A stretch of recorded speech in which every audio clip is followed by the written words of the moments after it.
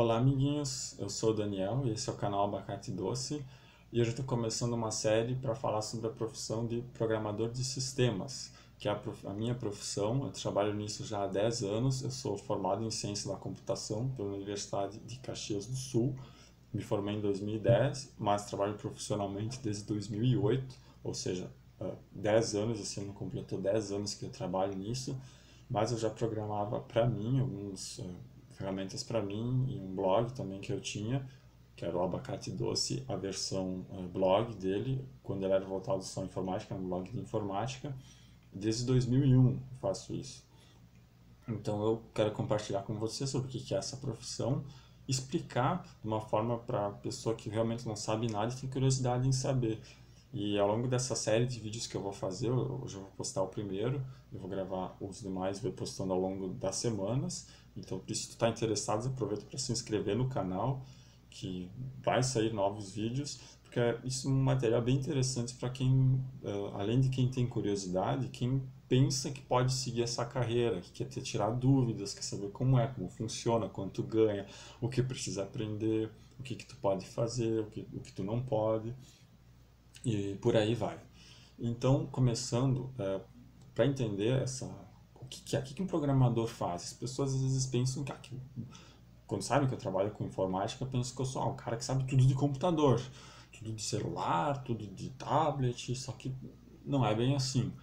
Eu pessoalmente tenho muito conhecimento em algumas áreas agregadas à programação por curiosidade e porque eu realmente gosto, acho muito legal. Por exemplo, né, todo programador que sabe montar o próprio computador, escolher as peças, ver qual que é a melhor configuração, etc, etc. Isso aí é um conhecimento que tu busca por fora.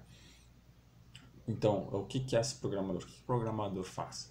Para entender, você tem que entender uma coisa básica, que o computador ele é dividido em duas partes. O hardware, a parte física, que é essa que a gente encosta, que a gente trabalha, tem contato, que são o teclado, o mouse, o processador, placa-mãe, gabinete, disco, monitor, essa parte física. E a parte de software, que são os programas, né? Tipo Windows, CorelDRAW, Photoshop, o seu navegador, ali, Firefox, Edge, Chrome. No celular é exatamente a mesma coisa, tem o celular físico e tem os aplicativos dele, né? Tu tem o WhatsApp, Facebook, os joguinhos, tudo isso são softwares. O programador cria esses softwares. Aí uma coisa que tu vai pensar, mas tem um app, eu tenho um programa, eu tenho um site, tudo isso é software. Esses termos que a gente usa para chamar uma coisa aplicativa, outra coisa é um programa, outra coisa é um app, muita coisa elas são praticamente a mesma coisa, tá? Elas são, em essência, são exatamente a mesma coisa, só são termos diferentes para te se referir à mesma coisa. Só que, por exemplo, um site, quando alguém fala um site, sabe que ele roda num navegador. Tu abre o teu navegador, digita um endereço, sei lá, google.com, e tu está navegando num site, mas isso é um software. Beleza? Até aí? Então o que a gente faz? A gente cria esses softwares. E como que a gente cria esses softwares? Qual que é a mágica? Bom, o computador, sem esses softwares, ele é uma máquina extremamente poderosa, capaz de fazer trilhões de cálculos por segundo, só que é uma máquina muito burra. Imagina o seguinte, tem uma frota de aviões militares, aqueles F-22 e os F-35, os aviões incríveis, cheios de recursos e dispara mísseis e voa a velocidades absurdas, supersônicas, não sei o que, mas tu não tem pilotos e tu não tem combustíveis nele. Então eles são máquinas extremamente poderosas, capazes de fazer coisas incríveis, mas não fazem nada. Elas precisam do piloto, dos pilotos e de combustível para funcionar. O computador é essencialmente, assim, a grosso modo, a mesma coisa. Ele, sem software, ele não faz nada. Sem um canhão, sem um alto poder de processamento à tua disposição, mas sem nenhum aplicativo, sem nenhum sistema nele, ele não serve para nada. Então a gente cria esses softwares para esse computador. A gente cria através de linguagens de programação, que existem centenas delas, talvez milhares, que são essas linguagens de programação? São estruturas, são uma linguagem, por exemplo, semelhante a... Não é exatamente tão complexa quanto um português, inglês, alemão, francês, etc. Mas são linguagens com estruturas lógicas, que tu vai dando essas instruções para o computador. Tu vai descrevendo como que tu quer que teu aplicativo funcione. Então, por exemplo, eu escrevo nessa linguagem, uma forma textual mesmo, é um texto com elementos lógicos, que eu digo, quando o usuário clicar no botão, quando alguém clicar no botãozinho lá do WhatsApp, eu quero que abra o WhatsApp. Aí vai abrir o WhatsApp. Aí eu programo que quando abrir vai ter que carregar a lista de contatos, e quando a pessoa clicar na lista de contatos, vai abrir uma telinha de determinado jeito, com espaço para mandar mensagem, etc, etc, etc. Então, tudo isso é descrito, tudo isso é programado nessa linguagem. Tem aí, se você procurar aí no Google, tem milhares de exemplos de como é essa linguagem, como ela funciona. Eu até acho que vou deixar aqui na descrição alguns links só para vocês verem uma imagem da tela de um desses programas. A gente usa programas para fazer outros programas, né? A gente escreve esses códigos em outros programas. E como que é essa linguagem? Essa linguagem ela é traduzida em instruções que o computador entende, então. Então a gente cria essas linguagens de alto nível, instruções que os programadores conseguem entender o que vai acontecer, e elas são traduzidas naquela linguagem de máquina, aquele monte de 0 e 1 que só o computador na prática entende. Então, em resumo, é isso que o programador faz. Aí você vai pensar, mas isso é muito legal, posso fazer jogos? Sim, tu pode fazer jogos, sim. Posso fazer aplicativos para celular? Pode fazer aplicativos para celular, sim. Posso fazer sites? Pode fazer sites. Posso fazer um CorelDRAW? Pode fazer.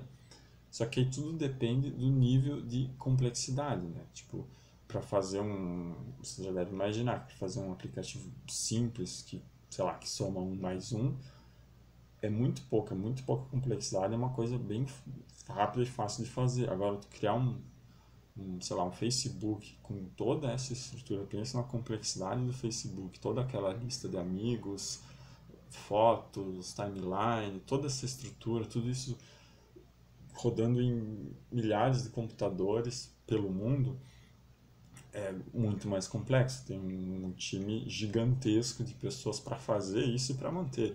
Mas as questões de segurança, de usabilidade, usabilidade é a parte de ser fácil de usar, uma coisa que tem que fazer sentido, ou seja, não basta dar as instruções para o computador de como aquilo tem que funcionar, se a pessoa que vai usar, se tu aí do outro lado que vai usar a ferramenta não conseguir usar ela, né? Então, todas essas questões que têm que ser estudadas, né?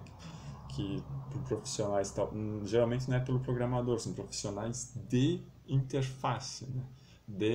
Dessa parte de comunicação do usuário, de tu que está usando com a tela mesmo, só que literalmente desenha a tela que tu vai usar.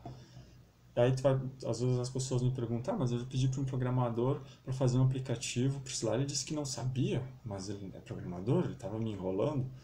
Não é assim, é que eles têm essas linguagens de programação, e para cada recurso que tu quer fazer, cada tipo de plataforma para celular, para web, né, os sites, para o computador, para esse computador de mesa, para o notebook, elas são diferentes, temos estruturas diferentes.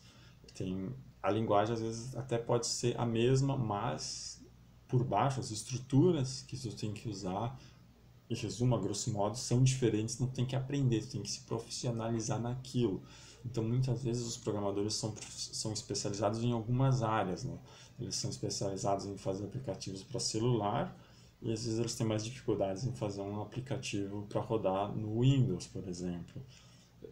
Às vezes eles são bons nos dois, né? Isso depende da área que ele escolheu, se ele pode trabalhar nas duas, ele pode estudar por conta em casa, no tempo de carreira também ele pode ser bom em mais de uma. Então não quer dizer que o cara tá te enrolando, que o cara tá dizendo, eu não sei isso aí, porque eu não quero trabalhar para ti. Não, ele realmente ele não é especializado. Como assim? Bom, imagina dar um outro exemplo para ficar mais claro. Um engenheiro que ele é especialista em construir prédios. Então ele é muito bom nisso, ele sabe fazer os cálculos direitinho para construir prédios, para construir andares, esse tipo de estrutura.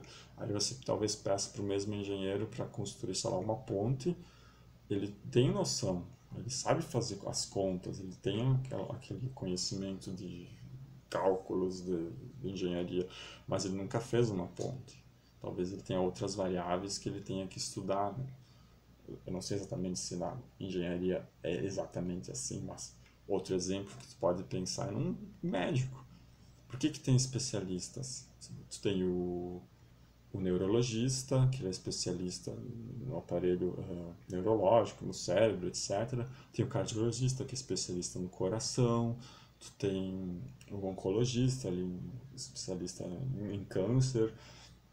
E por aí vai. Na área de desenvolvimento do software é exatamente assim.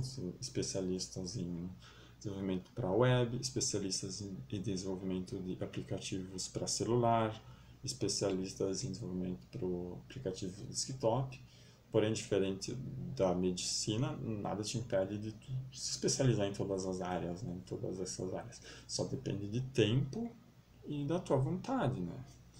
Basicamente é isso e da tua capacidade. Então, resumindo, o que um programador faz é isso. Então, ele não sabe tudo de computador, conhece todos os programas e tudo. O que acontece muitas vezes é que a gente, pelo raciocínio lógico que a profissão exige, tu acaba entendendo como os programas em geral funcionam, porque todos eles seguem mais ou menos a mesma lógica. Então, às vezes, para ti ficar mais fácil, o programador ficar mais fácil de achar alguma funcionalidade, por exemplo, num editor de vídeos, do que para alguém que não é da área, ou que não é habituado com essa lógica, tá bom? Se tiver mais alguma dúvida, se alguém tiver mais alguma dúvida, pode deixar nos comentários que eu já vou respondendo nos próximos vídeos. É isso aí, muito obrigado e até logo.